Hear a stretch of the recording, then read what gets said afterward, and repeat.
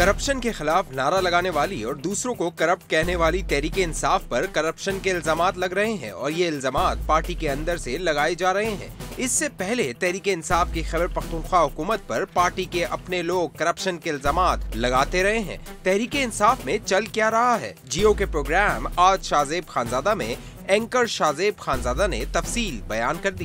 तहरीक इंसाफ कई एहतजाजी मुजाहिरों, धरनों, मार्चेस और 24 नवंबर की फाइनल कॉल की नाकामी के बाद एक बार फिर हुकूमत के खिलाफ तहरीक चलाने की तैयारी करने का ऐलान कर रही है। और ये ऐलान ऐसे वक्त में कर रही है जब पार्टी अंदरूनी तौर पर इख्तिलाफात, एतराज़ात और करप्शन के इल्जामात की जद में है।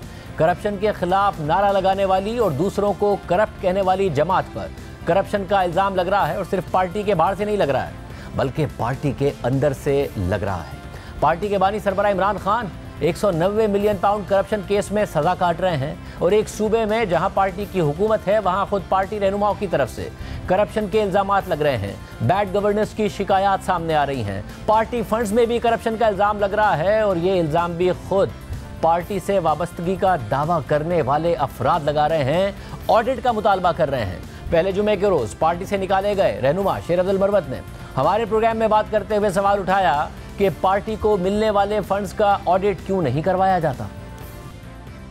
वकला के फंड के लिए पैसे आए, मैंने ये पार्टी के अंदर बात उठाई कि इसकी अकाउंटेबिलिटी यानी इसका ऑडिट होना चाहिए। सिर्फ ऑडिट का मैंने डिमांड किया। पार्टी के फंड्स आ रहे हैं, बैरून मुल्क से आ रहे हैं, मैंने फंड के ऑडिट की बात की, बुरी लगती है। अब खान की आइडेंटिटी जो है ईमानदार होने की और दयानतदार होने की है, तो क्या इसमें कबात है कि अपनी पार्टी के फंड्स का हम ऑडिट करके उन लोगों को बताएं जो डोनेट करते हैं कि आपका पैसा जो है सही तरीके से तकसीम हो रहा है। और अब माजी में तहरीक इंसाफ को छोड़ने का दावा करने और अब उस दावे की तरदीद करने वाले फवाद चौधरी भी यही सवाल उठा रहे हैं और तहरीक इंसाफ की पूरी क़यादत को चार्जशीट कर रहे हैं, जबकि खैबर पख्तूनख्वा हुकूमत में करप्शन के इल्ज़ामात खुद पार्टी रहनुमा लगा रहे हैं और इन इल्ज़ामात पर सूबाई वज़रा बरतरफ भी हो चुके हैं और अब भी सूबे में करप्शन के इल्ज़ामात और उसके खिलाफ कार्रवाइयों के मुतालबात सामने आ रहे हैं। दूसरी तरफ तहरीक इंसाफ के अंदरूनी इख्तिलाफात रोज़ बरोज़ बढ़ते जा रहे हैं।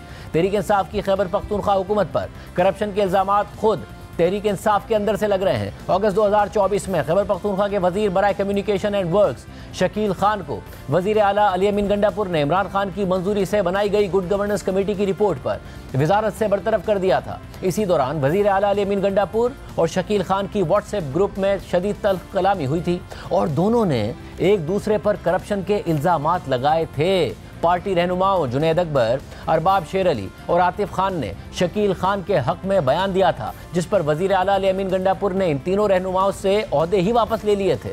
जुनैद अकबर से फोकल पर्सन बराए वजीर आला और आतिफ खान से सदर PTI पिशावर रीजन का ओहदा ले लिया गया था, जबकि अरबाब शेर अली को सदर PTI जिला पिशावर के ओहदे से हटा दिया गया था। लेकिन फिर 25 जनवरी को इमरान खान ने अली अमीन गंडापुर की जगह जुनैद अकबर को ही तहरीक इंसाफ खैबर पख्तूनख्वा का सूबाई सदर मुकर्रर कर दिया। 27 जनवरी को इमरान खान से आतिफ खान, शाह फरमान और जुनैद अकबर ने मुलाकात की और उसी रोज़ इमरान खान ने मुलाकात के लिए आने वाले अली अमीन गंडापुर पर बरहमी का इजहार किया और खैबर पख्तूनख्वा में करप्शन की रोकथाम के लिए इकदामात पर जोर देते हुए कहा कि सूबे में करप्शन की कई कहानियाँ और तफसीलात सामने आ रही हैं और फिर अब शेर अफजल मरवत को पार्टी से निकाल दिया गया है, जिसका जिम्मेदार उन्होंने सलमान अकबर राजा को करार देते हुए हमारे ही प्रोग्राम में पार्टी से मुताल्लिक कई सवालात उठा दिए और पार्टी फंड्स के ऑडिट का भी मुतालबा कर दिया। और आज सहाफ़ियों से गुफ्तगू करते हुए उन्होंने कहा है कि खुसर पुसर पर कौमी असम्बली की सीट नहीं छोड़ूंगा और पार्टी पर कब्जा नहीं होने दूंगा। 4 दिन से नारे लगा रहा हूं कि मुझे निकाले जाने की वजह तो बता दें। तहरीक इंसाफ की पार्लिमानी पार्टी इजलास में क्या हुआ? क्यों अरकान ने शेर अफजल मरवत के हक में नारे लगाए? गलत निकाला। जियो के रिपोर्टर हैदर शिराजी ने अंदर की खबर दे दी।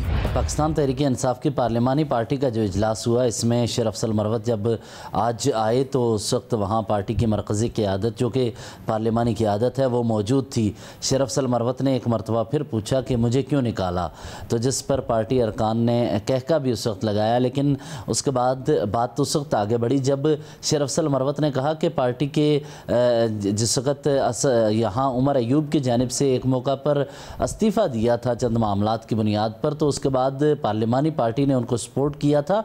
लेकिन यहाँ पार्लिमानी पार्टी मेरे मामले पर उस सपोर्ट नहीं कर रही, जिस पर पार्लिमानी पार्टी के मुतअद्दिद रहनुमाओं ने उनके हक में बात की और उनने उनका को सपोर्ट किया और कहा कि बानी पीटीआई के सामने आप अपना मौक़िफ़ रखें। जिसके बाद उन्होंने एक मरतबा फिर कहा कि मुझे क्यों निकाला, तो उसके बदले में पार्लिमानी रहनुमा जो हैं उन्होंने कहा गलत निकाला, ये नारेबाजी हुई। और इस हवाले से ये तो पार्लिमानी पार्टी का मामला है, लेकिन इससे हट कर भी अभी पार्टी के अंदर वकला के हवाले से बहुत ज़्यादा तशवीश पाई जाती है। जैसा कि ILF के सरबराह जो कि 1996 से बानी पीटीआई के साथ शादाब जाफरी थे, वो साथ रहे, उनको हटा दिया गया। उनके बाद इंतज़ार पंजोता को लगाया गया। लेकिन हमने दिलचस्प मामला ये देखा कि फवाद चौधरी ने जाकर बानी पीटीआई को कहा कि शरफ अफजल मरवत को उनकी जगह ILF का सरबराह लगा दें। यानी 7 फरवरी को एक शख्स को लगाया, उसके बाद अब आकर ये कहा गया 10 दिन के अंदर ही कि एक तीसरे फ़र्द को अब ILF में लगा दें। तो इस तरह एक दूसरे की शिकायत लगाई जा रही हैं। और ये शरफ अफजल मरवत इस हवाले से भी एक टेस्ट केस है कि कैसे बानी पीटीआई को जाकर मुख्तलिफ सियासी के कायदीन के ग्रुप के वकला शिकायत लगाते हैं। जैसा कि इससे कबल शकील खान के मामले पर हुआ,